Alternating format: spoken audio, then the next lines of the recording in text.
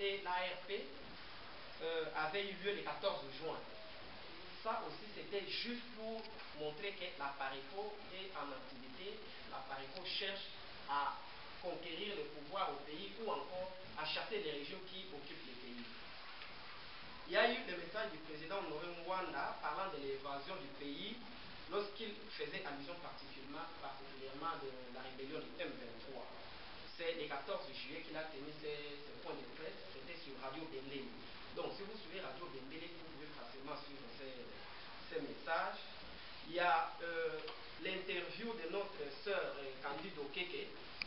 Elle est en principe directrice du cabinet du président national. C'est une femme comme nos sœurs qui sont là. Mais elle s'est donnée. Quand cette femme vous parle, honnêtement, elle vous balaye la situation du pays. Donc, elle a fait cette interview, c'était le 23 juin. Donc, juste, ça ne fait pas très longtemps. Et au niveau du territoire de UK ici, nous avons eu une réunion extraordinaire, c'était le 23 juin à Birmingham.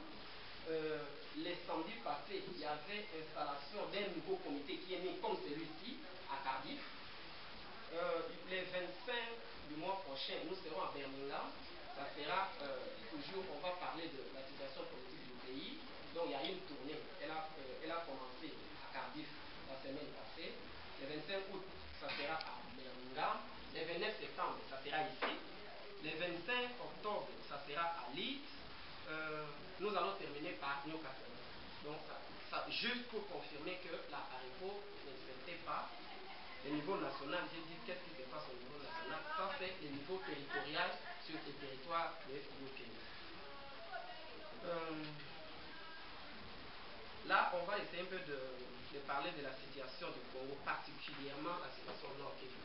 Je pense que tout un chacun connaît ce qui se passe au Congo. Tout le monde parle de la rébellion du M23. Je pense que nos frères du Nord Kivu souffrent plus que nous tous. Si nous savons quand même que les pays sont occupés, mais imaginez-vous si aujourd'hui toi tu habites quelque part, tu changes de maison aujourd'hui, vous savez quel effort, sur quelles difficultés nous avons pour changer d'accommodation.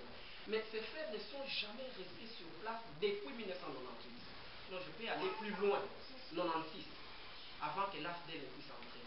Donc, toutes les périodes, ces frères, ils sont dans des brousses, ils sont dans des forêts, ils fuient les rebelles, les femmes sont violées. Donc il y a des gens qui sont même devenus sceptiques à regarder leurs sœurs parce qu'ils ont vu quelqu'un violer leur sœur, quelqu'un violer sa mère, quelqu'un violer sa femme. Il y a des gens qui sont même prêtés aux frères. Imaginez-vous ces gens, combien ils souffrent dans leur cœur. Mais aujourd'hui on dit qu'ils ont voté Kabila à 100%. Et la rébellion est là. Les gens qui ont voté, il était capable de chasser ces gens. Nous allons parler de son implication dans cette histoire à travers ces petits points de presse. Donc, la soi-disant rébellion, pour moi, c'est une mascarade rwandaise. Et ça, c'est pas pour moi seul, ça, c'est pour la PARECO en général. C'est une mascarade rwandaise en complicité avec Kanambe. Si vous ne connaissez pas Kanambe, nous on l'appelle Kanambe, c'est ça son vrai nom, Hippolyte Kanambe, Kabila. Donc, pour nous, Kabila c'est un pion au service du Rwanda. Alors, nous ne savons pas pourquoi il continue, il résiste juste aujourd'hui à dire non, voilà qu'il est congolais. Plusieurs questions lui ont été posées pour nous dire son identité, il ne veut pas. Nous avons vu des gens tels que Barack Obama, on lui a posé des questions sur son identité. Il a fait des tests d'ADN. Mais celui-là, c'est comme un moribond, on lui parle et il ne bouge pas. Ok, alors, nous allons évoquer ce problème de l'implication de Kabila dans cette histoire du Congo sous forme de questions. Nous voulons nous poser quelques questions parce qu'il y a des gens jusqu'aujourd'hui, quand on leur dit voilà Kabila est Rwanda, ils disent ah non, il y a des problèmes au Congo, au lieu de résoudre les problèmes du Congo, vous voulez parler du Rwanda, vous voulez toujours parler de la nationalité. Alors, pour une telle personne, si elle est ici avec nous, si elle peut réfléchir au-dedans de lui, si elle peut prendre ces questions, essayer un peu de réfléchir et donner les réponses. Et à la fin, il pourra conclure si ce que nous disons est réel ou c'est faux. Si c'est faux, ok, nous sommes des humains, nous sommes ouverts. qu'ils nous parlent, qu'ils nous disent, en tout cas, on va changer notre façon de parler. Je vais essayer un peu de balayer. Il y a 10 petites questions que moi j'ai retenues, sorry pour cela, mais c'est mieux qu'on les pose. Moi, je vais commencer par Laurent Désiré Kabila, puisque c'est juste après Laurent Désiré Kabila qu'il est venu. Laurent Désiré Kabila avait parlé de l'agression rwandaise. Je pense que depuis fin 97, début 98, jusqu'à sa mort, il disait que nous sommes agressés. Alors, il avait logé en principe une plainte au niveau de la Cour pénale internationale. Mais pour ce qu'on appelle la continuité de l'État, c'est son fils qui est venu après. Cette plainte est allée où? Qui l'a retirée? Parce que tu es venu, tu as trouvé l'État, tu dois continuer. Pourquoi il a retiré cette plainte si lui n'était pas rwandais? La deuxième question que moi je me pose, Laurent Désiré Kabila, la question a été tué. Supposons que Laurent Désiré Kabila était ton père ou mon père. Mon père meurt aujourd'hui, on l'assassine. Je sais qu'il existe une justice. Et je suis président de la République. Je fais disparaître la justice, je ne m'occupe même pas de la mort de mon père, je ne veux même pas connaître qui l'a tué exactement. On devra conclure que qui a tué ses parents. Et pourquoi il ne veut pas que la justice soit faite. La troisième question que moi je me pose, c'est au sujet de Laurent Nkunda. Laurent Nkunda, tout le monde connaît que c'était rebelle, il a fait des histoires tout à l'heure. On l'appelle général. Qui l'a nommé général? Moi je crois que c'est Kabila qui l'a nommé général. Et au départ, Laurent Nkunda était congolais quand il faisait les CNDP. Quand Laurent Nkunda arrive au Rwanda, il dit qu'il n'est pas congolais, il est rwandais. Alors comment Kabila est-il arrivé à lui donner les grades de général pendant qu'il ne connaissait pas sa nationalité? Ou pendant qu'il savait qu'il était rwandais? Posez-vous cette question. Nous descendons à Bosco Ntaganda. Ça ne fait pas... Please, je vais reculer un peu chez Nkunda Batouari. Une fois on a posé la question à Kabila, mais Nkunda est au Rwanda. À quand son arrestation? Il dit Nkunda n'était pas sa priorité. Moi je me pose la question, si Nkunda qui a tué, violé, pillé les Congo n'est pas une priorité, pourquoi Bemba doit être une priorité et pourquoi Tshisekedi doit se retrouver en résidence surveillée? Posez-vous ces questions-là. Je continue avec Bosco Ntaganda. Tout à l'heure, là, ça fait, je crois, 3-5 mois passés, on lui a demandé de livrer parce qu'il y avait un mandat contre Bosco. Alors lui dit qu'il ne va pas les livrer. Aujourd'hui, il dit qu'il va livrer Bosco Ntaganda. Pourquoi ne l'avait-il pas livré avant? Parce qu'il savait que ce type-là faisait les commerces illicites et qu'il se partageait les richesses. Allez-y comprendre ce qui est gardé, ce qui est derrière les dos de Kabila. Je vais évoquer le cinquième point, c'est celui de un général qu'on a appelé Boudjama. Mais moi, je ne connais vraiment pas son vrai nom. Je sais qu'il y a eu une rébellion. Pardon? Voilà. Moi, je croyais que c'était un surnom. Il y a eu une rébellion sous peu de temps au nord, au Kivu, je crois. On a envoyé ce général, en tout cas, c'est tout Congolais qui avait presque jubilé. Parce qu'il a commencé à récupérer toutes les villes que les rebelles occupaient. Subitement, Kabila les prend, il envoie Kitona où il n'y avait pas de priorité. Alors, est-il Kabila a donné des leçons pour changer l'adage qui dit on ne change pas l'équipe qui gagne? Ou pourquoi il devrait faire une telle chose? Quelqu'un qui chasse ceux qui détruisent les pays, toi tu les fais partir. Qu'est-ce qui est derrière ton dos? Qu'est-ce qui est derrière ta tête? Allez-y comprendre qu'est-ce qu'il voulait. Et il ne s'est pas arrêté là-bas. Ça ne fait pas très longtemps, on nous a dit que quand les rebelles du M23 ont pris la ville de Rutshuru au centre, les FARDC ont commencé à bombarder. Et ils ont commencé à les tuer.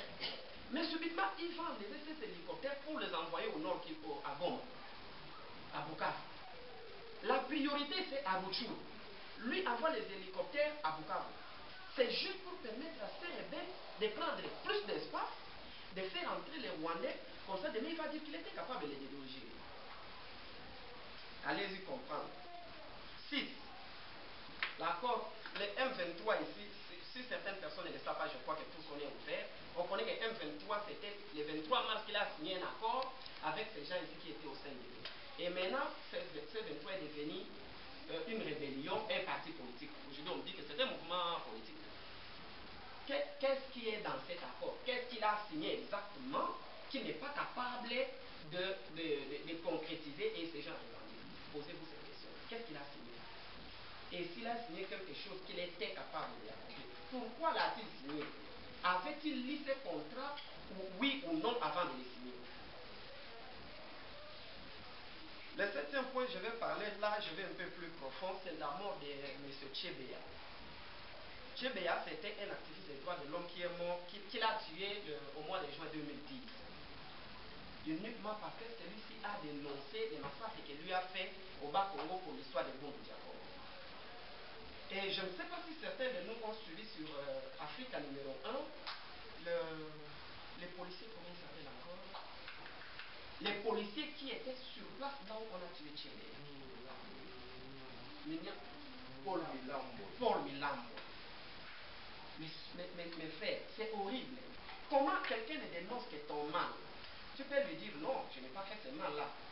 Mais il donne l'ordre à Numbi, Numbi donne l'ordre à Christian, et Christian donne l'ordre à ses subalternes. Ils n'ont même pas honte. Ils invitent Tchébéa dans le bureau. Il arrive comme il était, et on l'appelle Bazar. On dit, dès que ce Bazar arrive, il doit être éliminé, lui et toute personne qui va l'accompagner, qu'il soit sa femme, son frère, qui que ce soit. Les frères arrivent, on prend un sachet, on dit si on les tirait une balle, on va dire c'est la police qui l'a tiré. On prend les sachets, on l'emballe dans les sachets pour les suffoquer. On les lie par derrière et les frères a succombé, et il est étouffé et il est mort. Et ils n'ont pas tué lui seul, on a tué son chauffeur qui est les frères de sa femme. Et les corps jusqu'aujourd'hui ne l'ont pas trouvé. Alors, tel messieurs, vraiment, vous aussi vous faites un mal, quelqu'un vous dénonce, allez-vous chercher un peu à corriger la chose ou bien à les tuer? Il ne s'est pas arrêté à Tchébéa. Il a fait à Armand Tongolo. Nous voyons partout ici. On a vu Georges Bush, on lui a lancé une demi-paire de souliers. Est-ce que Bush a tué ces messieurs? Mais lui va tuer Armand Tongolo. À la fin, on vient dire non, voilà. On l'a vu, il s'était pendu à l'oreiller. Vous qui connaissez les Congo, je crois que chacun de vous connaît les Congo. Dans les détentions du Congo, il y a des oreillers. Et il y a quelque part une place où on peut suspendre l'oreiller pour que quelqu'un de 70-80 kilos puisse se pendre. Allez-y comprendre à quel niveau ce monsieur est assassin. Sorry pour vous retenir, mais je voulais un peu réveiller votre conscience. Je reviens sur cette rébellion du 23. Kabila s'est précipité, il a dit que c'est lui qui a gagné les élections. Tous les observateurs ont dit qu'il a triché les élections, il a triché, il y a eu des irrégularités, il lui a refusé. Il a dit non, c'est moi qui ai gagné, c'est battu, c'est lui. Donc il a pris le pouvoir. La rébellion est née. Depuis le mois de mai que cette rébellion existe. Kabila, j'ai tenu les points de presse, je crois, le 27 juillet, 3 mois plus tard. Vraiment, vous pouvez vous imaginer que dans votre maison, on suppose qu'il quand il gère le pays, c'est sa famille, c'est sa maison. Dans ta maison, quelqu'un vient, il vient violer, il vient, et on crie partout. Quand on a dit, ce sont des Rwandais, les perroquets de Mende disent non, ce ne sont pas des Rwandais. À tout ce qu'on dit, ils refusent. Et il vient faire les points de presse à la fin juillet. Donc 3 mois plus tard. Et pourquoi il le fait? Ça fait parce qu'il a vu les États-Unis et l'Angleterre geler l'aide au Rwanda. Il va tenir les points de presse. Et quand je viens à ces mêmes points de presse, je crois que certaines personnes ont suivi. Vraiment. Je pense, notre enfant là, ceci est tellement. Notre enfant là de 4 ans, de 5 ans, peut retenir un événement, venir vous rapporter, et vous pouvez comprendre quelque chose.